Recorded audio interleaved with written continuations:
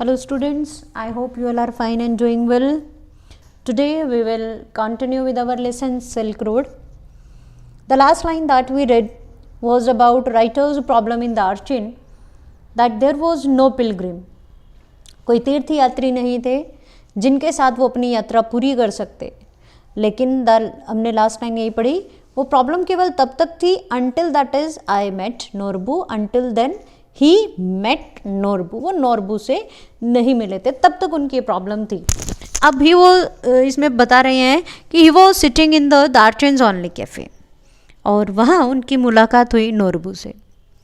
The cafe was small dark and cavernous. Cavern होता है गुफा की तरह, छोटा सा था, अंधेरा था, उसमें एक ऐसे गुफा की तरह लग रहा था, और बीचों बीच जिसमें क्या रखा हुआ था, a long metal stove that rain down the middle.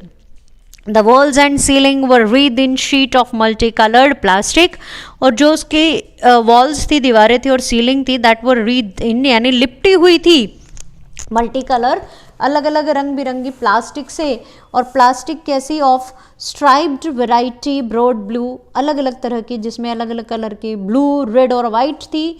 और वो किससे बनी थी, made into stout voluminous shopping bags sold all over China and in many other countries of Asia as well as Europe. उस प्लास्टिक से उन्होंने वो लगाया था जैसे हम आजकल वॉलपेपर लगाते हैं. तो पहले क्या था, उन्होंने वो उस तरह की प्लास्टिक लगाई हुई थी वहाँ वॉल पर, जिससे शॉपिंग बैग्स भी बनते हैं, काफ़ी मोटे शॉपिंग प्लास्टिक बैग बनते हैं, शॉपिंग बैग्स. तो उस वॉल्यूमिनस वेरी लार्ज और मजबूत शॉपिंग बैग्स बनाए जाते थे, जो चाइना के साथ साथ एशिया के बाकी देशों और यूरोप के कंट्रीज़ में भी बेचे जाते थे. As such, plastic must rate as one of China's most successful exports along the Silk Road today. और राइटर क्या कहते हैं कि प्लास्टिक चाइना का सबसे ज़्यादा भेजा जाने वाला यानी निर्यात किया जाने वाला सामान है. The cafe had a single window beside which I had taken up position.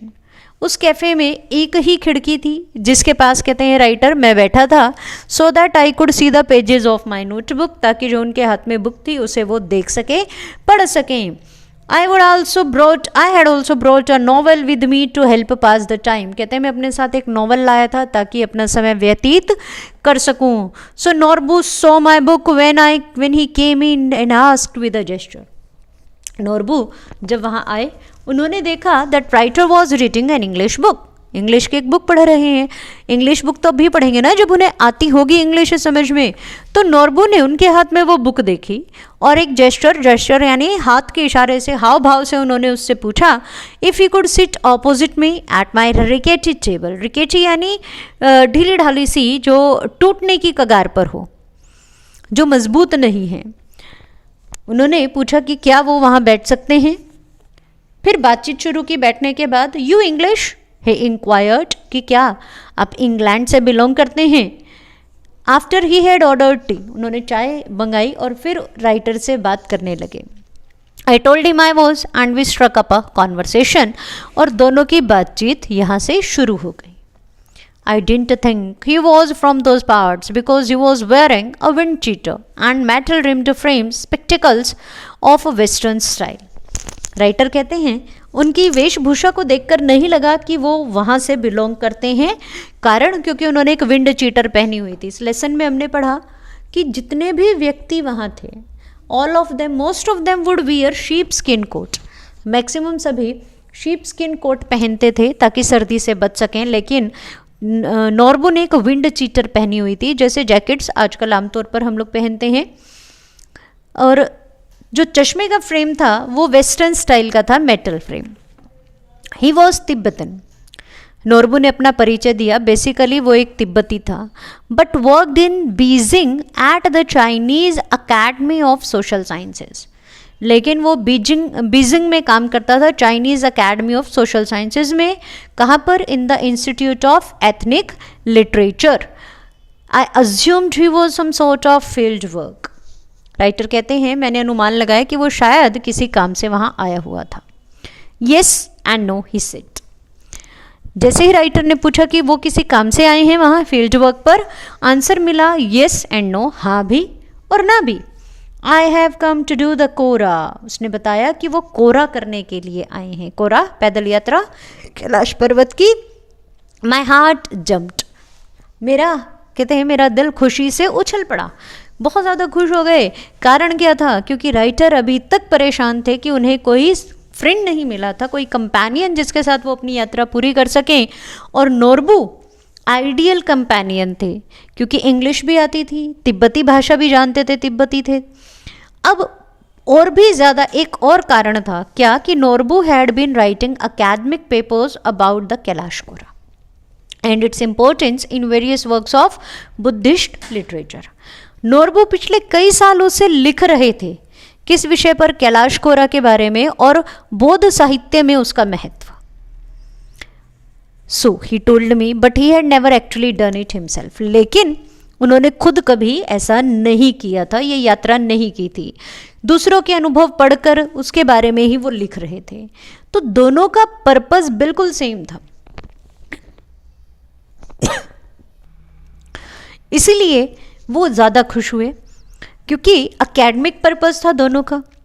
अगर केवल वो बाकी किसी तीर्थ यात्री के साथ यात्रा करते तो शायद वो दोनों इतना एक हेल्दी डिस्कशन नहीं कर पाते। अब दोनों का पर्पस सेम है, दोनों ही उसके बारे में लिखना चाहते हैं, दोनों ही एजुकेशनिस्ट हैं, इसीलिए दोनों एक दूसरे के लिए सबसे आइडियल कंपेनियन हैं, आदर्श साथी हैं। When the time came for me to tell him what had brought me to the Archen, his eyes lit up. जब राइटर ने उन्हें अपने आने का कारण वहां बताया तो वो भी खुश हो गए, उनकी आंखों में भी चमक थी। और क्या कहा नोरबू ने? We could be a team, he said excitedly, to academics who have escaped from the library.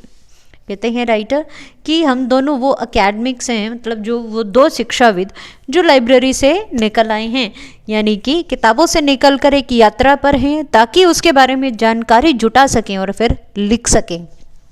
Perhaps my positive thinking strategy was working after all, और राइटर कहते हैं अब मेरी पॉजिटिव थिंकिंग स्ट्रैटेजी से मुझे फल मिला, जिसको हम हिंदी में क्या कह सकते हैं कि सब्र का फल उन्हें मिला, कि उन्हें आइडियल कंपेनियन मिला नोरबू के रूप में। My initial relief at meeting Nobu, who was also staying in the same guest house, was tempered by the realization that he was almost as ill-equipped as I was for the pilgrimage. Tempered यानी कि परेशान हुआ, वो व्यथित होना, बाधा पड़ना एक तरह से हम कहें। नोरबू से मिलने पर जो खुशी हुई थी शुरू में, वो थोड़ी सी कम हो गई। नोरबू भी उसी गेस्ट हाउस में रह रहे थे। वो खुशी कब कम हुई? जब उन्हें ये पता लगा कि उस तीर्थ यात्रा के लिए जिन चीज़ों की ज़रूरत है वो भी नोरबू के पास भी नहीं है, वो भी इतने ही इल इक्विप्ड थे, यानी सारे उपकरण उनके पास नहीं हैं। कारण कि नोरबू भी पहली बार यात्रा कर रहे थे। And he kept telling me how fat he was and how hard it was going to be. और नोरबू इतने पॉजिटिव थिंकर नहीं थे जितने कि राइटर थे। वो बार बार एक ही बात कह रहे थे कि वो काफ़ी हेल्दी हैं और बहुत मुश्किल होती है ये यात्रा, वेरी हाई अप, उसे बार बार याद दिला रहे थे। Kept reminding and so tiresome to walk, पैदल चलते हुए बहुत थक जाते हैं। ये सभी को पता है, इस तरह की यात्राएं लंबी होती हैं, थका देने वाली होती हैं। लेकिन अगर हम नेगेटिव सोचेंगे तो हम ज़्यादा थकेंगे। राइटर कहते हैं वो पॉजिटिव नहीं सोच रहे थे। He wasn't really a practising Buddhist, कहते हैं वो एक असली बुद्धिस्ट नहीं थे, but he had enthusiasm and he was of course Tibetan. लेकिन सबसे बड़ी बात ये थी कि वो हम दोनों का पर्पस सेम था और वो एक तिब्बती थे, तो लैंग्वेज का बैरियर खत्म हो गया उनके लिए। Although I had originally envisaged making the track in the company of devout believers. The envisaged यानी अनुमान लगाना। मैंने पहले अनुमान लगाया था, मैंने सोचा था कि कुछ यात्री होंगे जो केवल श्रद्धा में डूबे हुए होंगे, भगवान की भक्ति में, उनके साथ वो अपनी यात्रा करेंगे। But on reflection I decided that perhaps Norbu would turn out to be the ideal companion. लेकिन बाद में सोचने पर, विचार करने पर यह समझ में आया कि नहीं, नोरबू उनके लिए सबसे आइडियल कंपेनियन है, क्योंकि दोनों का पर्पस बिल्कुल सेम है। He suggested we hire some yaks to carry our luggage. याक वहाँ माल ढोने के, सामान ढोने का काम करते हैं। याक उन्होंने कहा कि हायर कर लेते हैं ताकि उनका सामान जो ऊपर ले जा सके, उन्हें अपना सामान कैरी नहीं करना पड़ेगा। Which I interpreted as a good sign, और राइटर ने उसकी बात का सपोर्ट किया.